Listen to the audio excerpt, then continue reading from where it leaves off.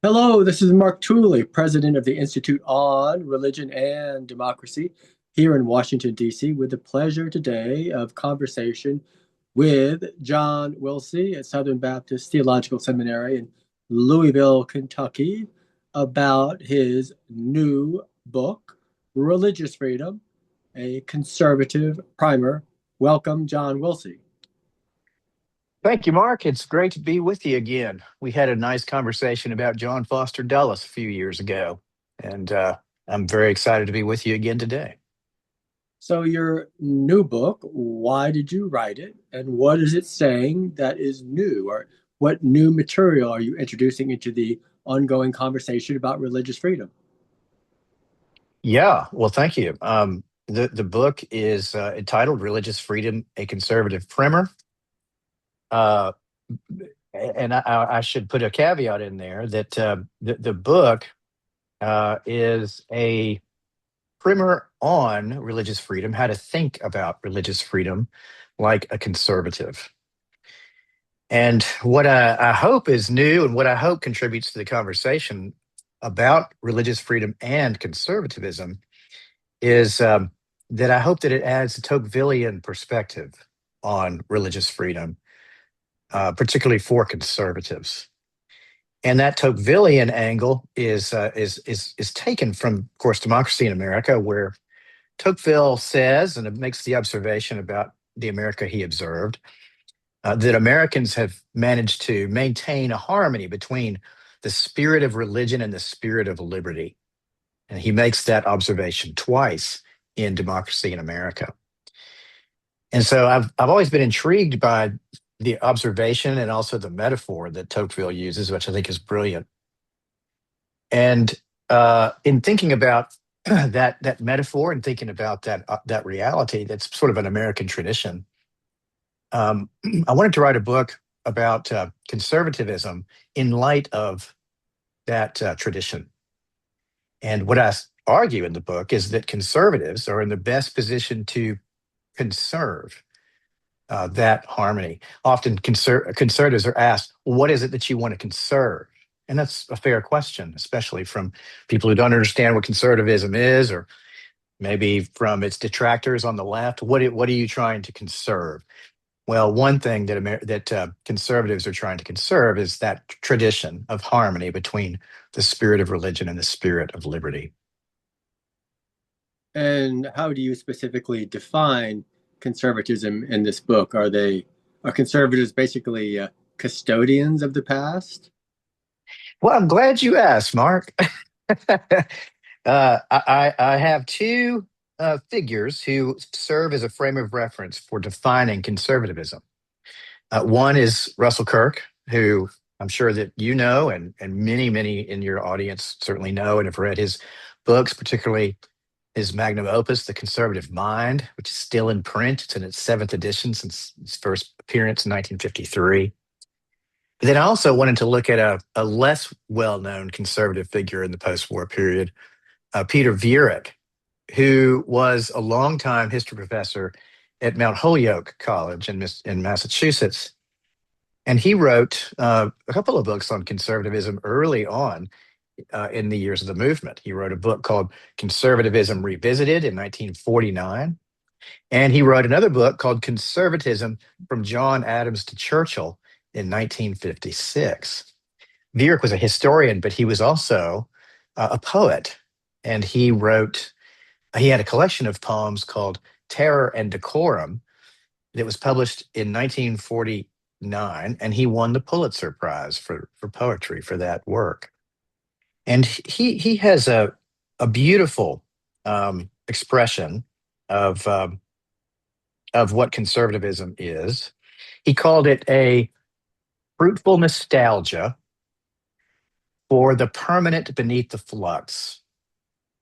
And what Viereck meant by that was, first of all, that conservatives are oriented towards the past, as you said, the custodians of the past. That would be, I think that Viereck would agree with that. I think all conservatives would agree with that, that we're oriented to the past, that conservatives revere tradition in a unique way, unique from progressives.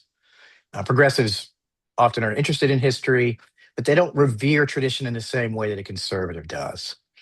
Conservative orients himself to the past in the way that a progressive would orient himself to the future. And reverence for tradition as a category is central to being a conservative. And so fruitful nostalgia, what he means by that is to distinguish it from an unfruitful nostalgia. An unfruitful nostalgia would be like almost like a nostalgia as a test for truth. That if we could just go back in time to say 1952, we would all would be well. We wouldn't have all these problems we have today. We could go back to a more innocent time, or we could go back to a time when our civilization was at its height and recover something from the past. Well, you can't go back in time, and that kind of nostalgia is sentimentalist and harmful. A fruitful nostalgia recognizes that change is inevitable, but change must be managed and directed as it is informed by the best of our traditions in the Western civilization and in American civilization. That's what he means by the permanent beneath the flux. There's tradition that's unchanging, but there's also change that is inevitable and change that can be managed. Are conservatives natural custodians of religious freedom, or do conservatives also need persuasion? I think in America, in the American tradition, conservatives are naturally disposed to maintain that harmony between religion and liberty. In America, unlike in Europe, we've had no real religious wars, for example. We've had no tradition of religious persecution in the same way that they did in Europe in the Middle Ages and the early modern period. I'm thinking specifically, say, of between 1555 and 1558 under Bloody Mary in England, when the state burned 300 Protestants at the stake for their dissenting views. We don't have a tradition like that. A tradition like that. There are certainly episodes of religious persecution that were violent, but we don't have a tradition. We don't have whole periods of our history that are marked by persecution in that way. America has always been a very diverse and, dare I say, pluralistic, religiously pluralistic society, going all the way back to the colonial period. When I say pluralistic in that context, I mean denominationally conservative, or not denominationally pluralistic. Uh, we we um, we look at American society today and see a pluralism that truly is unprecedented in the world. But it's always been that way. In the 18th century, in the 19th century, there was a great deal of religious pluralism, denominationally speaking, and that was often as perplexing and dizzying to those people in those contexts as pluralism today is to many of us. So we've had a tradition of harmonizing the spirit of religion and the spirit of freedom all through our history. Uh, there are episodes where that it didn't work out as smoothly as I'm suggesting. But generally speaking, that tradition of harmony has always prevailed in America. And conservatives in the American tradition, I think, are disposed naturally to preserving that. Even non-religious conservatives, you think, are Hmm. more friendly towards religious freedom? Absolutely. Yeah, absolutely. When you have people on the right that argue for a religious establishment, that is certainly not to be. It's not seen as normative in the American tradition. It's an outlying sort of an impulse. And a non-conservative reading your book, what would they learn or how would they benefit? I would hope that someone who is a liberal or a progressive would read the book and see that the author does not see them inherently as the enemy. Uh, I would hope that someone that had, views that were progressive or liberal would read the book and see someone that was appealing to them, appealing to their mind, and appealing to their imagination, and also appealing to our common American standpoint. Um, America is not a nation that's just for conservatives. America is a nation for uh, people with different political persuasions, different political beliefs. The genius of the American system is compromise. Compromise is seen as a bad word today, but political compromise is necessary to our federal system and to our political order. And it's what has one of the things that makes America exceptional. And you can't have that without two opposing political starting points. So I would hope that liberals would read this book and come to understand the conservative uh, disposition a little bit better, perhaps, to sweep away some misconceptions about what conservatives are and what conservatives value, and perhaps see that that even if you're on the left, you probably have a lot of conservative impulses yourself. You might not have known it before. So I hope that those are some things that someone on the left might see and appreciate. Of course, many of the challenges to religious freedom in recent years in the United States have involved sexuality and attempts to coerce institutions, businesses, individuals to affirm a new orthodoxy on sexuality that goes against their religious convictions. And mostly religious people have won in the courts, often after many years. And perhaps this will likely continue for many more years. But as you mentioned, there are now some on the right who dispute America's traditional attitude of non establishment of religion.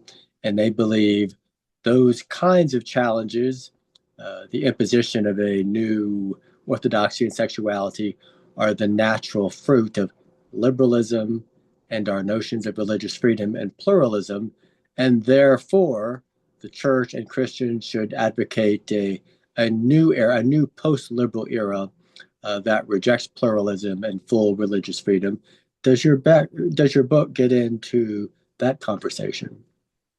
Yes, it does. Yes, it does. I have a chapter in the book called "Conservatism and Ordered Liberty," in which a large part of that chapter deals with a particular post-liberal voice, that of the author Stephen Wolfe, who is who is someone who I have a connection with through the James Madison program at Princeton, and someone who I've had the opportunity to have some face-to-face engagement with.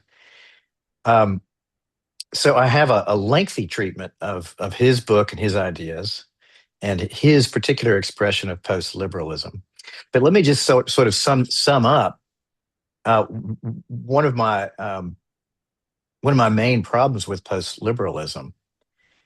In the post-liberal view of the state promoting Christianity, well, let me just back up. I think that Christianity ought to be promoted. It ought to be promoted in the culture. Christianity ought to be promoted as Christian ideas, Christian ethics, Christian morals, Christian idea of the family, Christian understanding of authority, Christian understanding of the role of the church in society. These kinds of things ought to be promoted in the culture at large. These things ought to be first principles in our culture. Question is, who gets to promote those things? Who should prudentially promote those ideas? Should it be the state? Is it the state's role to do so? The post-liberal answer seems to be yes. I would say that the correct answer and the American traditional answer is no. The state makes or sets the conditions for the church and for religious institutions to be at the forefront of promoting Christianity, so that Christian ethics, Christian moral norms become essential to the culture through the proclamation of the word in the church and by the church. So when Tocqueville came to America in 1831, he saw, and he makes a very famous, has the very famous conclusion that in America, it is the mores, that is what he called the whole moral and intellectual character of the people. He called mores the habits of the heart in America. He said that the mores are the source of the laws. The mores are informed and shaped mostly by Christian ethics. They're stewarded. Well, first of all, they're communicated through the pulpits. They're stewarded in the home, and they're carried into the public square by the men as they go into business and they go into politics, to go into law, and the laws emerge from the mores. You see, so culture is not shaped by the state from the top down. Culture it emerges up from the local societies, and mores, those cultural expressions, the moral and intellectual character of the people, is sourced not in the state, but in the churches and in the families. So I think that's the mistake that post liberals make. You can't coerce religious belief. You can't coerce religious uh, norms. Uh, in the West, that's been tried, and it has failed again and again and again. The genius of America is that religious freedom sets the conditions for the flourishing of the churches and other religious institutions for them to do their work, which is to proclaim the word and to shape the culture as informed as they are by the word. And so these advocates like Stephen Wolfe, who want religious establishment and essentially reject the vision of America's founders, in that sense, are they not conservatives, and are they actually radicals or revolutionaries? Mm. Yes, Stephen Wolfe, for example, denies that he is a conservative in his book, The Case for Christian Nationalism. He says he's not a conservative, and I think that's right. I think that's honest. I think that's an honest statement, and I think that's right. Peter Viereck, I think, is very helpful here. He draws a distinction between two strands in conservatism in the West. One is a strand that's Burkean, and Burkean conservatism is evolutionary and it's pragmatic, and so it changes with the times. It sort of uh, it's sort of molded, it's sort of shaped by the historical context. So, for example, in the American founding period, uh, it was a conservative impulse to call the Constitutional Convention into existence, to write a constitution that would replace the Articles of Confederation. And here you have an example of conservatives who want a strong central government, a federal government, a sort of a centralizing political power. But during the New Deal, conservatives wanted to pull back on a strong central government, and they wanted to have more power in the states, and they were anti-New Deal. This is an example of how conservatism changes, and how conservatism and conservative ideas sort of uh, are malleable, and they're shaped by the historical context. That would be a Burkean conservatism, and I think that that's more in line with the predominant American conservative tradition since John Adams. On the other hand, Viereck looks at counter-revolutionary, authoritarian, ultra-royalist conservatism on the continent of Europe, most clearly seen in the thought of uh, the French reactionary Joseph de Maistre. Joseph de Maistre was an ultra royalist. He was a counter revolutionary, and he sought the restoration of the Bourbon monarchy after the Revolution. And Viereck has a great name. He has a very a pithy name for that tradition and conservatism. He calls them Ottentats. Uh, he cites the example of the king of Piedmont, Sardinia in the 1830s, who was an ultra royalist who would go about muttering attentato to himself. Attentato is Italian for 88. And he was suggesting that if the world could only go back to 1788, the year before the revolution, then all would be well. And so he calls the counter-revolutionary, ultra-royalist, authoritarian right attentates. They're the ones that are unfruitfully nostalgic. They look to nostalgia, and they really do want to go back to another time of their choosing. And they look back to the past in utopian ways. And so, in that sense, the revolutionary left and the counter-revolutionary right on the extremes, that horseshoe paradigm, they have the same methods in order to achieve very different goals, but they are both revolutionary in a sense. One's revolutionary on the left, one's counter-revolutionary on the right, and that's how I would locate Stephen Wolfe, especially, and a lot of not all post-liberals, I would say that they're attentates, but many of them are. So, John, we live in an era of radicals and Hottentots, it seems, at times. Yes, that's true. Radical Marxism, critical theory on the left, and anti-humanist agenda of transgenderism, abortion, gay marriage. Those things are radical on the left, and then counter-revolutionary and radical on the right are those who want to establish some sort of king priest in America and to overthrow the constitutional order, which they say has failed. The Constitution has failed. Classical liberalism has failed. So we need something. We need something else, and their solution is authoritarian. I don't think we need that. I think what we need is a retrieval of American federalism. That's what I think we need. Well, on that sobering note, John Wilsey, thank you so much for this helpful conversation about religious freedom, a conservative primer, which I commend to our listeners. And thank you again, John. Thank you, Mark. Appreciate you having me on.